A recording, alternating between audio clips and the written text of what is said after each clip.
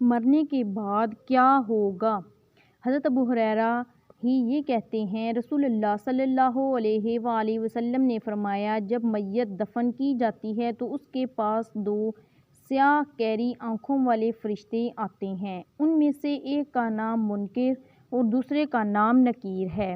دونوں اس سے پوچھتے ہیں، تم اس آدمی محمد کے بارے میں کیا کہتے ہو؟ وہ وہی کہے گا جو دنیا میں کہا کرتا تھا، یعنی محمد اللہ کے بندے اور اس کے رسول ہیں۔ میں گواہی دیتا ہوں کہ اللہ کے سوا کوئی معبود نہیں اور محمد صلی اللہ علیہ وسلم اس کے بندے اور رسول ہیں۔ دونوں فرشتے جواب میں کہتے ہیں، ہم سمجھتے تھے کہ تم یہی جواب دو گے۔ پھر اس کی قبر سطر در سطر ہاتھ فراغ کر دی جاتی ہے اور اسے روشن کر دیا جاتا ہے۔ پھر بندے سے کہا جاتا ہے، سو جاؤ۔ وہ کہتا ہے، میں اپنے اہل و عیال میں واپس جا کر انہیں اپنی مغفرت کی خبر دینا چاہتا ہوں۔ فرشتے جواب میں کہتے ہیں، یہ ممکن نہیں، بلکہ اب تم دلہن کی نیند جیسی پرسکون نیند سو جاؤ جسے اس کے محبوب کے علاوہ کوئی نہیں جگاتا۔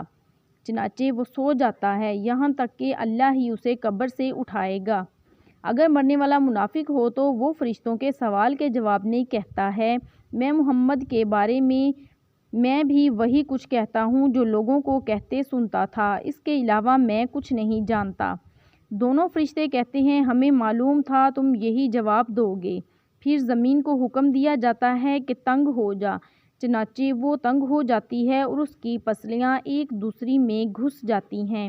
منافق اپنی قبر میں قیامت تک اسی عذاب میں مبتلا رہتا ہے۔